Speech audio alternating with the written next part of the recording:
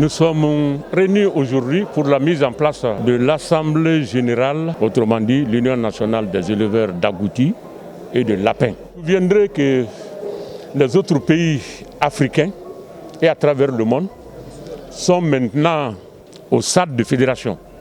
C'est-à-dire plusieurs associations forment une fédération.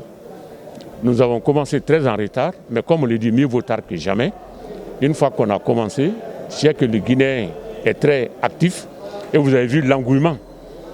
Et c'est un message fort en réponse de l'appel lancé par le président de la République demandant aux cadres de s'investir dans le domaine agricole et d'élevage.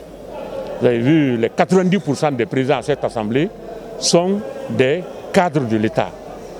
Et nous allons vraiment apporter un plus à l'ensemble du secteur de l'élevage en Guinée.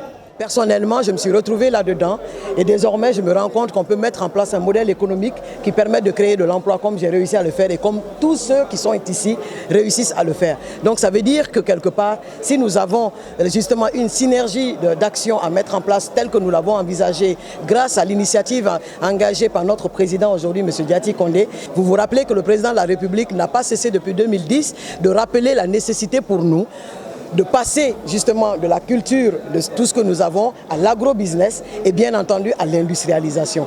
Toutes ces chaînes qu'on appelle une chaîne de valeur devraient faire intervenir chaque Guinéen à tous les niveaux pour qu'on arrive ou qu'on atteigne l'autonomisation bien entendu et cette sécurité alimentaire que nous souhaitons, mais qu'au même titre que les pays de la sous-région, qu'on puisse partager nos richesses.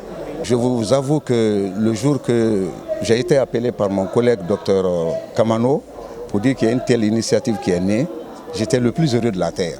Pourquoi? Parce que ça fait une dizaine d'années nous existons. On a formé dans chaque préfecture de la Basse-Guinée au moins 10 groupements dans le cadre de cette vulgarisation. Donc quand une organisation naît et qui veut fédérer tout cela, donc ça ne peut être qu'un accompagnement. Donc j'ai été très très heureux et je crois que ce n'est pas une solution, mais la solution au problème de l'élevage vraiment dans notre pays.